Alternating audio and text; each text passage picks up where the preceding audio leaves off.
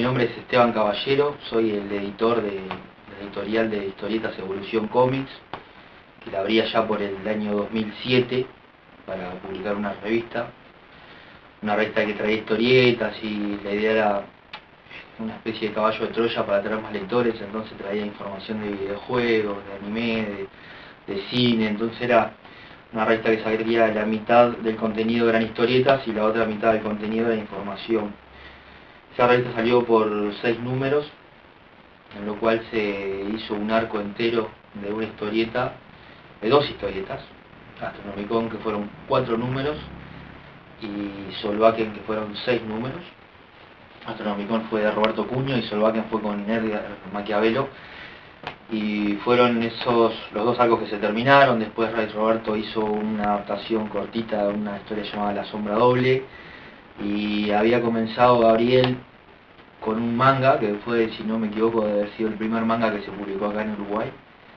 Y en ese momento empezaron a surgir otras cosas y surgió un proyecto para otra empresa. O sea que en vez de trabajar como editorial, lo que se nos ofreció fue que trabajáramos como productora, y lo hicimos. Era una cosa que servía mucho más para nosotros porque nos sacábamos el tema de la imprenta, de la difusión, de una cantidad de cosas que costaban mucho aprender, porque uno se larga esto y arranca con la idea de que le gusta publicar historietas, porque le gusta leer historietas, porque le gusta hacer historietas. Yo empecé como dibujante primero. En realidad empecé porque me gusta dibujar.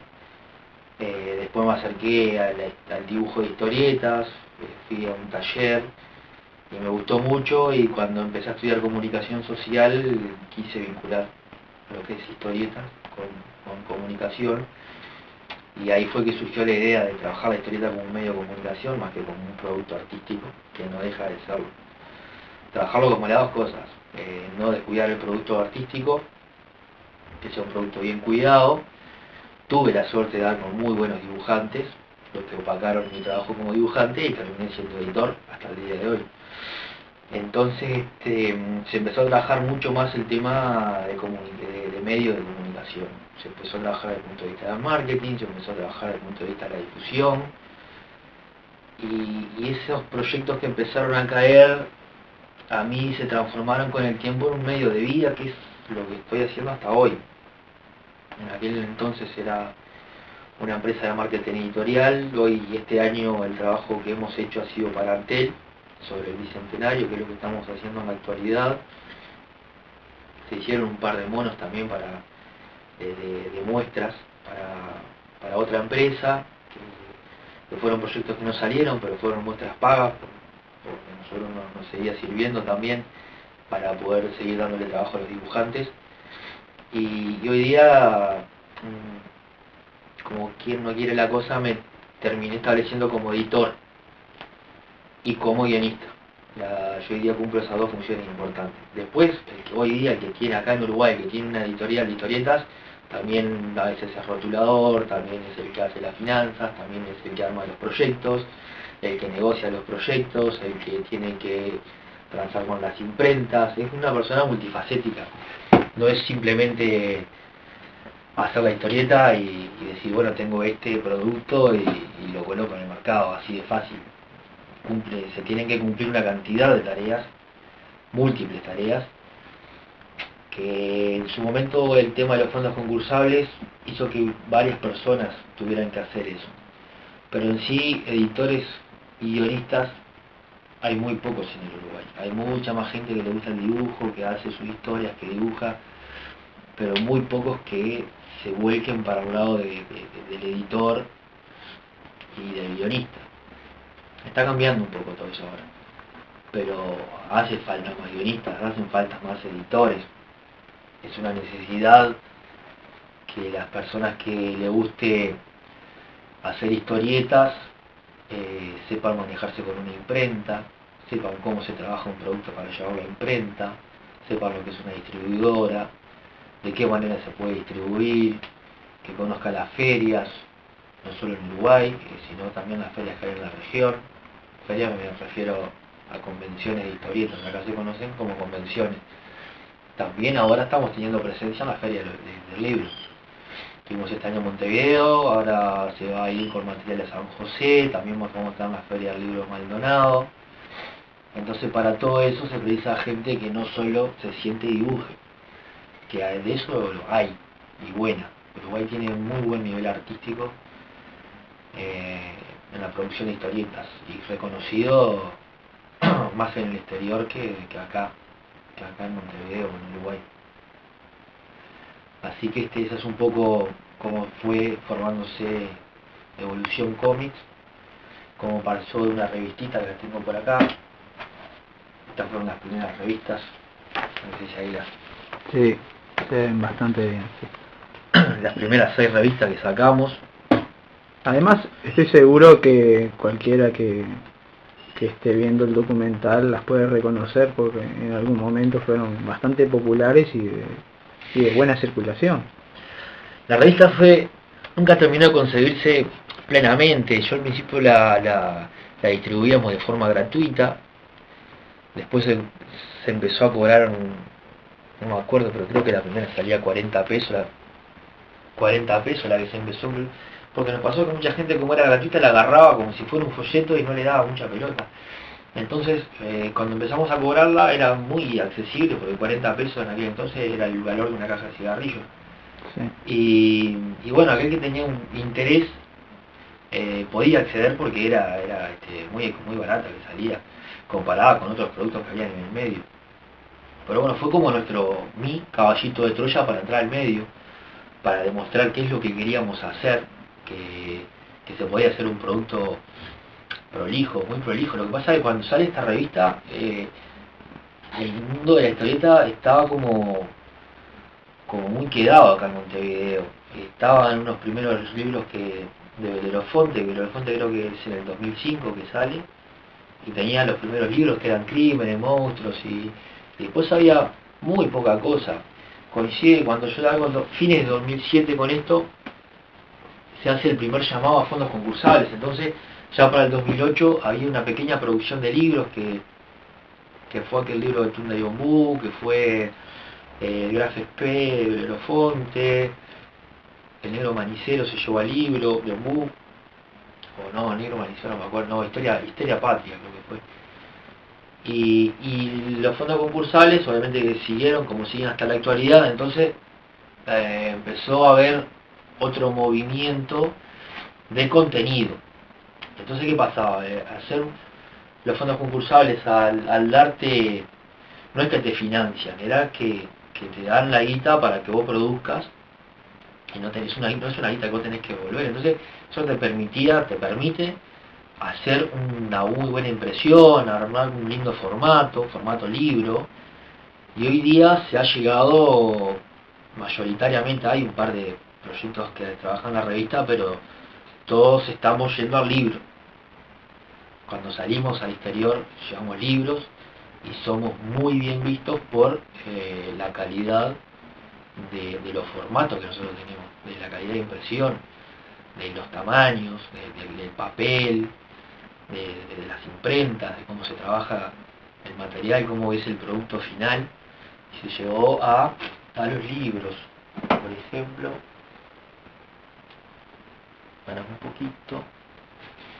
Bueno, esto es de Belerofonte, pero es el Graf que sale en el 98. Este es un mono que nosotros hicimos para México. Esto ya es tapadura, con papel satinado por dentro, 4 tintas. Falta un par de estos. Después este de otro que hicimos sobre la Segunda Guerra Mundial, también con lomo, este me acuerdo que me parece que es 20x28 el formato, más europeo, y también es interior a color. Entonces se empezó en aquel entonces a apostar al libro, y hoy día creo que es la apuesta más grande que hay en la historieta acá, es el libro. Tiene como más allá de lo que nos contás, de los libros y todo, sobre tu trabajo más que nada, hay como un pequeño dejo de de, de cosa solitaria, ¿no? El trabajo de lo que es el editor, más que nada desde el punto de vista de llevar un poco a tierra toda esa parte de que son los dibujantes, los artistas, digo, o sea, hay En mi como... caso es un poco particular porque yo lo que hago, lo que estoy haciendo con los proyectos es generar proyectos y salir a negociarlos. Entonces, cuando llega la parte del dibujante, el dibujante como que ya tiene algo conciso que hacer. No es que el dibujante tiene que... No es que a mí vienen y me presentan, mirá, tengo esta historia de... Ojo, se hizo en las primeras revistas de Evolución. Me acuerdo que Solvaken, por ejemplo, era una historia bastante larga y yo me encargué de decirle, mirá, no sabemos, es un riesgo muy grande pensar una historia de 20 capítulos, por ejemplo. Es un riesgo de que no se termine de hacer, de que no se llegue a cerrar. Entonces, conversando con Edgar, lo que hicimos, bueno, y si hacemos temporadas, o sea, pensamos en un Solvaken de una historia larga, una macro saga, pero hacemos como una primera temporada de 6 capítulos. Entonces 6 capítulos era algo realizable para aquel entonces, según ese proyecto y la perspectiva que yo tenía, y se logró hacer. Entonces, sí, yo ahí tuve que bajarlo un poquito a tierra. Lo que más uno tiene que transar con el dibujante es el tema de los tiempos, porque ¿qué pasa? Yo salgo a tratar de colocar un proyecto de una historieta, como por ejemplo esto de Antel, y ¿qué pasa? La gente no sabe cuánto trabajo lleva hacer una historieta. Entonces, hacer un libro de 60 páginas, 64 páginas, no es sentarse como a una novela y escribir. Lleva un proceso de primero hacer un guión, después hacer un dibujo, entintar, pasar al colorista que se colorea, después se rotula. Entonces, yo primero tengo que negociar para los dos lados, porque primero tengo que hacerle entender a la empresa que me quiere comprar el producto, el proyecto, que hacer una página por día es un esfuerzo enorme.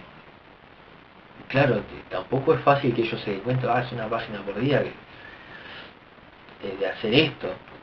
Entonces, bueno, uno tiene que ir, explicarle todo el proceso, por qué es que se demora tanto, qué es lo que tiene que hacer un dibujante, que no es tan sencillo. Acá no hay muchos dibujantes que puedan dedicarse todo el día a dibujar también. Cuando Evolución, cuando la revista, lo hacían después de trabajar. Entonces no es fácil llegar a tu casa después de un trabajo, cabecita en blanco de vuelta y sentarte a hacer una historia, porque ahora Edgar y Gabriel están trabajando con guiones hechos. Con aquel entonces tenían que sentarse y cranear su historia y resolver temas de personajes, después dibujarlos, entintarlos. No era una cosa que se hace de un soplido.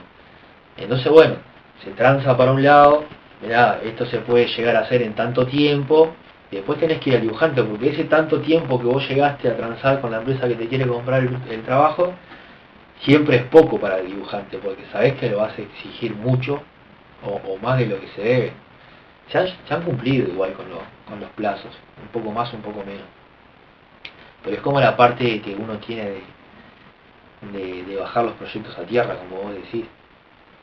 Después, en cuanto a las historias, yo no he tenido problema porque siempre he dejado muy en claro a los chiquilines qué es lo que busco y qué es lo que quiero. Entonces, tampoco es que tengo que decir, no, yo ese tipo de historia no te la voy a editar. Porque partimos de una base conversada previamente de que no me van a traer ninguna locura para editar. Y después los proyectos estos los guiono yo, o sea que imagínate que lo único que tengo que hacer es controlar los tiempos, ir chequeando que se quede prolijo, de que esté bien coordinado, porque estos últimos proyectos, por ejemplo, ha habido una colorista que se han sumado profesores de historia, se han sumado correctores ortográficos. Entonces es como es todo un sistema de engranaje que tiene que estar muy bien coordinado para que el trabajo salga en tiempo y forma. Aprovechando un poco lo que traía esa colación sobre hacer los guiones, Este, a tu criterio, ¿qué es lo necesario para que un guión tenga un buen desarrollo? O sea, ¿cómo vos nos comentabas esta anécdota de transformar la historia de uno de tus dibujantes en como pequeñas temporadas? Se asemeja mucho con lo que sería la televisión, la cinematografía. Sí, en su momento lo pensamos desde ese punto incluso, porque la diferencia entre hacer un guión y dibujar, que por ahí el dibujo es práctica, es mucha práctica, no necesariamente precisas ir a un lugar para estudiar para llegar a ser un buen dibujante. Edgar, de hecho, es autodidacta y es un excelente dibujante que no ha tocado su techo todavía. Pero con respecto al guión también precisas práctica, pero precisas tener una noción conceptual de lo que es un guión. Yo qué sé, hay muchísimos libros que hablan de narrativa, ahora hay un poco de material sobre guiones de historieta, pero muchos agarraban manuales de guiones de cine y empezaban leyendo ese tipo de manuales, y después, por un tema de que uno conoce el lenguaje de la historieta y sabe cómo está estructurada después la historieta adentro, llevaba lo que es un lenguaje de cine al del mismo concepto de guión, el concepto de la historieta, porque una cosa que tiene que quedar bien clara es que la historieta es un lenguaje, antes que nada. Yo sé que es un medio artístico y que es el noveno arte, pero la historieta es un lenguaje y bastante complejo. No es un producto para niños, como el imaginario colectivo siempre piensa que la historieta es una cosa que se hace para niños. Acá, de hecho, el 90% de la producción, el 99% de la producción de historietas, de hecho, no es apta para menores, por las imágenes que maneja, por el lenguaje gráfico o el lenguaje textual que se maneja. Son libros para adultos, tienen temática de adultos.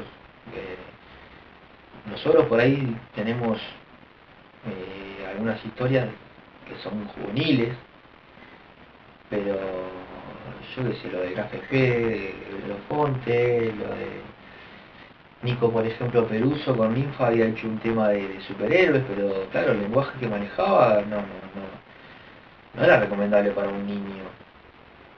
Y acá, si vos vas a las convenciones en Montevideo, la edad promedio del que lee cómics, ¿no? Porque está todo el tema de anime que por ahí baja un poco la edad promedio, pero está de los 25 años para arriba. Y no es un tema de Uruguay, ¿no? Es un tema mundial. Existe el cómic para niños, existe el cómic de superhéroes, con un target mayoritariamente adolescente, juvenil, y después existe el cómic de autor, como es el que se maneja acá, que es para un público adulto. Son historias serias, hasta ahí hasta donde se podría tomar como serias o no, pero se tratan por lo menos de manejarlas de esa manera. Y más ahora, hacia donde está apuntando la historieta nacional, ¿no? Que es a la producción de libros, es apuntar a ese target de edad, porque tampoco es un producto muy barato para el medio. Acá hay una comparación siempre muy tediosa, que es con el tema de los libros de narrativa. La gente paga un libro de narrativa 500 o 600 pesos, pero un libro de cómic pagarlo 200 pesos, como que le cuesta un poquito. Pero es lo que vale, por todo el trabajo que tienen atrás, porque son libros más parecidos a la hora de imprimir a un libro de arte que a un libro de texto. Si bien no hemos pegado el salto al color, en su mayoría seguimos trabajando a una tinta, el costo de los libros son bastante elevados. Entonces, es por eso que por ahí se apunta al público, y es porque se está trabajando de una manera muy seria acá. Se está pensando en un trabajo en colectivo, se está pensando hacia dónde va la historieta, se está trabajando desde la asociación ahora para profesionalizar lo que es el trabajo de todos los las partes que después conforman el producto final de historieta, y hacia ese lado es donde la queremos llevar. No es que nos molesta la historieta de superhéroes porque todos la consumimos cuando éramos adolescentes, o de hecho yo sigo leyendo alguna que otra cosa, por ahí siempre es rescatable, pero claro, uno lo tiene que mirar desde ese punto de vista. Este producto está hecho para adolescentes, entonces no es que yo digo, no, esto no me gusta porque no es para mí. No, esto está bien pensado para este tipo de públicos. Ya que hablabas un poco de la asociación Auch, ¿verdad? Auch, Asociación Uruguaya de Creadores de Historietas, de la cual soy su secretario actualmente. ¿Cómo es un poco la experiencia de tener su propio círculo ya tan instaurado, tan... Auch surge por un llamado del conglomerado editorial, que tiene la intención de que las historietas pertenezcan al conglomerado editorial del Uruguay. Entonces nosotros para formar parte de ese conglomerado editorial nos exigían asociar. Nosotros ya veníamos haciendo algunos trabajos en conjunto con algunos colegas. De hecho había en la Feria de Ideas Más, que se hace a fin de año en el Parque Rodó, había un stand que era historietas uruguayas, el cual se compartía la atención del stand. Digo, es una feria que dura muchos días, son muchas horas, y entre todos los artistas se iba atendiendo el stand, y entonces ya había como un acercamiento de quienes estamos haciendo esto. Y bueno, el empujoncito del MEC fue muy importante. Y se dio prácticamente de forma natural, porque nos llamaron, nos reunimos, dijimos, bueno, hay que asociarse, y chan, nos asociamos. Y alguien dijo que estaría bueno que sea Auch, y nos encantó a todos, y quedó Auch. Y bueno, como Auch ya se hizo, el conglomerado editorial sacó este año un catálogo editorial que recorre distintas ferias de las importantes del libro, internacionales. Y por ejemplo las últimas 20 páginas de ese catálogo son historietas nacionales. Es una oportunidad que si no hubiésemos estado asociados no lo hubiéramos tenido y nunca se hubiera logrado. Después tuvimos presencia en una convención en Perú, tuvimos presencia en Bolivia, en Rosario, en Argentina, en Mendoza, y terminamos hace poquito en la Feria del Libro Montevideo, que es un espacio muy importante para que la gente conozca un poco lo que se está haciendo y lo que se va a hacer, porque se informó mucho. Había mucha gente interesada por lo que estábamos haciendo desde el punto de vista de historieta. Y ahí se empezó con el tema de la Feria del Libro. Ahora se va a mandar material a la Feria del Libro San José. Vamos a tener un stand en la Feria del Libro de Maldonado. Y ahí se está trabajando para hacer muchas cosas más que no las vamos a decir porque no están concretadas, pero se viene muy bien trabajando con Auch. Nos da fuerza para hacer cosas en conjunto y lograr algunas cosas que por ahí uno que no llega ni a ser una editorial independiente ni en relación a las que son de libros, no hubiéramos podido lograr nunca.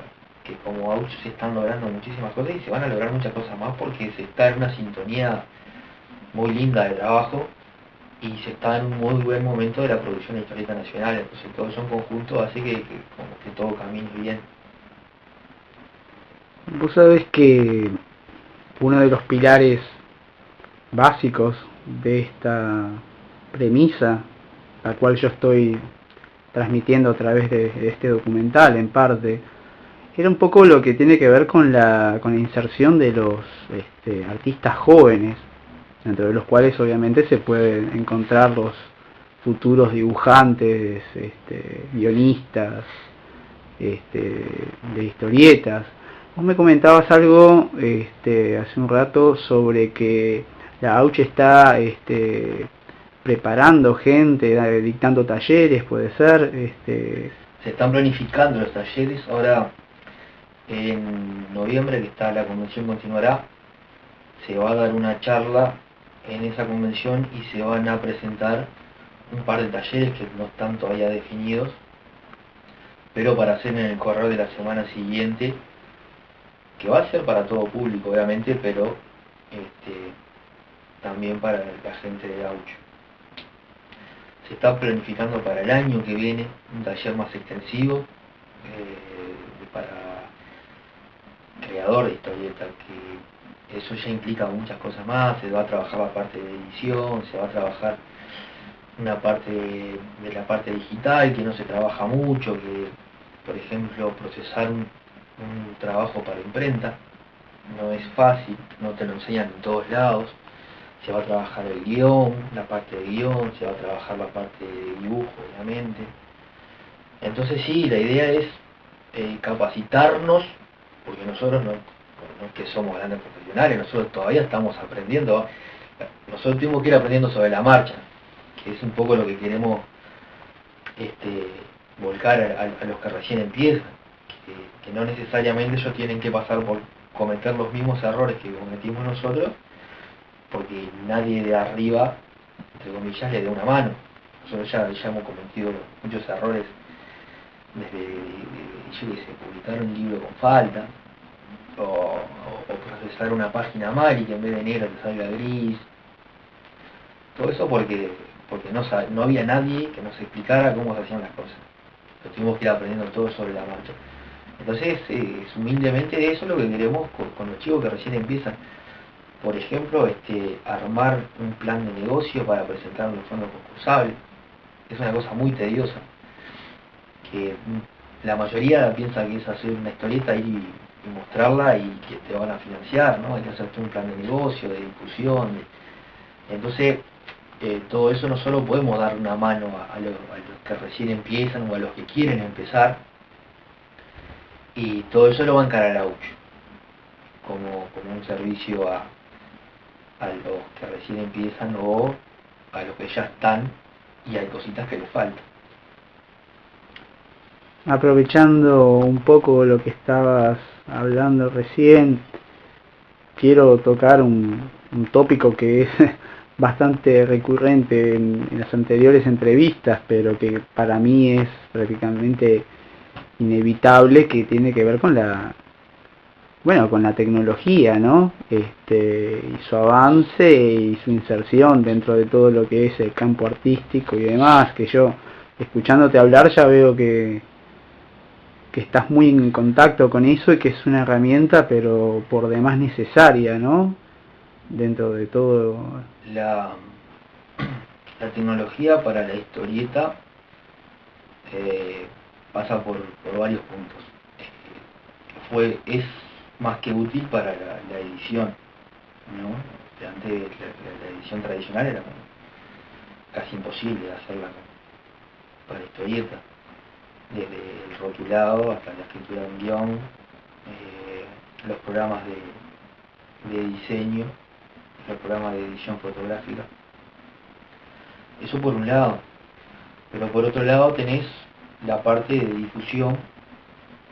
Creo que la tecnología hay que recibirla porque es inevitable la entrada de la tecnología a todo ámbito en la vida, ¿no? El arte no se va a escapar de ninguna manera.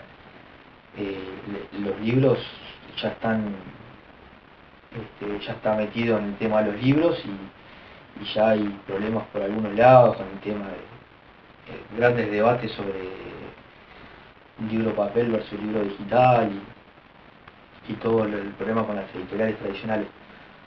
Con respecto a la historieta, ¿qué hace la tecnología digital? Te permite hacer otras cosas. A nosotros nos permitió hacer los primeros trabajos en color, por ejemplo, porque no tenés el costo de la impresión a color, que es carísimo, ¿no? Entonces nosotros pudimos hacer los primeros trabajos a color para hacer en web. Yo primero fue que fue impreso, pero claro, no lo imprimimos nosotros. Nosotros ahí vendimos el material. Pero lo que estamos haciendo para Antel ahora, por ejemplo, es un trabajo que se hace a todo color que obviamente, pensando en productos audiovisuales, hoy día el blanco y negro no tiene mucha cabida, entonces tenés que necesariamente llegar al color. Podríamos quizás justamente ilustrar un poco a los espectadores, ahora que Vos andás moviéndote ahí que yo lo tengo abierto. ya lo tenés abierto, sí, yo quería... Esta es la web que se hizo para Antel, que es el cómic del Bicentenario. Son 3 libros, donde cada libro está dividido en 4 capítulos. Y esto ya es formato web 100%, ¿no? Acá lo que se hizo fue aprovechar un poco más la tecnología, porque aparte del cómic se agregaron pequeños jueguitos que están relacionados con el cómic. Son juegos muy básicos, como armar un puzzle o encontrar un personaje dentro de una lámina o resolver una trivia dando vuelta a cuadritos. Pero claro que lo que se hizo ahí fue vincular un tema de programación, en este caso Flash, con un tema de programación web, con un cómic digital, obviamente, ¿no? Lo que se hizo acá fue simular la lectura de un libro tradicional con un efecto. Y acá comienza el cómic. Tiene toda una introducción hecha por una profesora de historia, que se presentan personajes históricos, personajes ficticios. Se hace una puesta ahí del contexto histórico.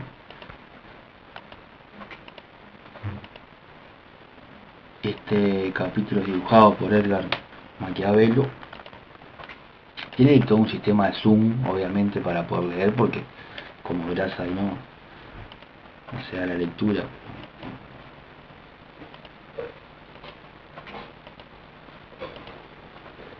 Entonces uno, al llegar al final del cómic, tiene un link para hacer una actividad que es el juego. Y bueno, con esos juegos se suman puntos.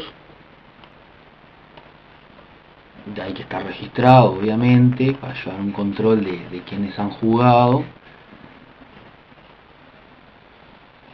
Y bueno, después van apareciendo en una grilla los usuarios con mayor cantidad de puntos, y participan, en este caso, por una netbook. Y también se vinculó, por ser Antel, justamente con los celulares. Entonces se hizo una trivia por celular que está vinculada al contenido de los cómics. Entonces ahí como que se utilizó la tecnología como desde varios puntos de vista, ¿no? Para lograr un solo producto. Ahora hay una cosa que está surgiendo mucho, que se llama la transmedia, que son productos pensados para ser trabajados bajo distintos soportes. Entonces el producto en general, el producto final total, tiene que ser visto en los distintos soportes para tener todo el producto. Es una movida que se viene, que se empezó a hacer más que nada por un tema de merchandising, cuando las películas de Hollywood empezaron a sacar merchandising, que sacaban el cómic, que sacaban el videojuego, que no sé qué historia, pero era todo como productos repetitivos. El videojuego repetía la historia que se contaba en el cine, el cómic lo mismo. Entonces se pensó a pensar en cómo explotar un poco más eso, y ahí fue que surge la transmedia, que se viene con todo. Hace poquito, por ejemplo, Fallen Sky, que en TNT se lanzó primero con un cómic como con un webcómic, y que era la introducción a la historia, si no tengo mal entendido, y después comenzó la serie en TNT. Y así se está empezando a trabajar para que no sean cosas repetitivas y el usuario no caiga en el aburrimiento. Y pase por todos los productos, ¿no? Pase por todos los soportes, que esa es un poco la idea que se tiene. Después esto tiene también todo un apartado con materiales didácticos, que es para darle un poco de valor educativo. De hecho fue declarado de interés educativo y pedagógico por secundaria, este proyecto en particular. Entonces tiene actividades realizadas por la profesora de historia para que se trabajen en el aula, tiene documentos que aportan más contenido a lo que se trabaja en el cómic, porque los cómics históricos, el problema que tienen es que no son un manual de historia. Un cómic histórico es un disparador para que el lector conozca de qué se trata el tema y por ahí, a raíz de lo que lee, después, si se interesa, pueda leer más por otro lado, pero uno no puede contar muchas cosas a través de un cómic porque tiene un límite físico, ¿no? De acuerdo a cómo está estructurada una página, no es comparable la cantidad de palabras que entra en una página, que es lo que se puede meter haciéndola con viñetas. Entonces, un cómic histórico es prácticamente eso. Entonces acá lo que se hizo fue meterle más material, sean documentos, mapas, etcétera, para tener un producto más completo. Esteban, para ir redondeando un poco, quisiera que me dijeras, me hablaras un poco de las aspiraciones que tenés de aquí a un futuro cercano con respecto a lo que es tu trabajo y a lo que es esta experiencia de lo que Enrique Ardito llamaba de alguna manera esta nueva edad de oro de la historieta acá en el Uruguay, y si la ves en un ascenso constante o cómo lo visualizas. Sí, se está logrando mejorar en muchos aspectos. Se está teniendo una mejor producción, se está mejorando en el contenido porque se trabaja de una manera más responsable, y a lo que aspiramos nosotros es a seguir por el mismo camino, trabajando tanto a nivel editorial como productora. Son las producciones que hacemos para otros, nos permiten trabajar tranquilo desde el punto de vista económico, pero la edición de libros es lo que nos llama porque es lo que vimos que es bueno para salir y mostrar afuera. Si uno no sale y muestra el trabajo afuera, no puede crecer tampoco. Entonces es bueno tener un nivel de producción propio, y es bueno que haya colegas que tengan un muy buen nivel de producción al costado también, porque eso te exige a vos que lograr siempre tratar de ir mejorando y lograr mejores productos. Entonces Evolución Cómic va por ese lado, por editar libros el año que viene, por seguir consiguiendo proyectos como el de Antel, como se hicieron estos otros anteriormente. Ya hay conversado un par de proyectos para el año que viene, pero no se han cerrado todavía. Esperemos que se cierren. Y en lo personal, seguir aprendiendo. Yo sigo leyendo mucho sobre guiones, sobre narrativa. Estoy empezando a dibujar ahora, pero más que nada porque me invitó un amigo a un proyecto que va a salir el mes que viene, que se llama Marcha un Cuadrito. Es un blog que va a salir una página de historieta por día. Entonces cada día de la semana tiene un grupo de trabajo asignado, y ese grupo de trabajo, su día, cuelga su página de historieta. Entonces, bueno, como es un nivel de trabajo que me animo a hacerlo y hacer una primera historieta dibujada por mí, cosa que se quedó trancada en su momento por el trabajo de editor. Ahora vamos a ver si nos largamos como dibujante también, pero más que nada para despuntar el vicio. Lo más importante es que los proyectos sigan saliendo y que se siga por el camino que está haciendo la historieta uruguaya, y que la asociación está apuntalando muy bien. Bueno, más que nada, darte las gracias por estos minutos de tu tiempo y tomar todo esto que nos acabas de contar como una invitación para que quien vea el documental se acerque con un poquito más de de apertura a todo este mundo que parece a veces un poco misterioso, un poco por fuera, un poco distante, pero que es muy nuestro también, ¿no? En parte se trata de eso. Que cuando vean un lugarcito que hay historietas uruguayas, que se acerquen, que miren, que no se van a desilusionar. Seguramente les va a gustar. Gracias por tu tiempo, Esteban. Muy bien.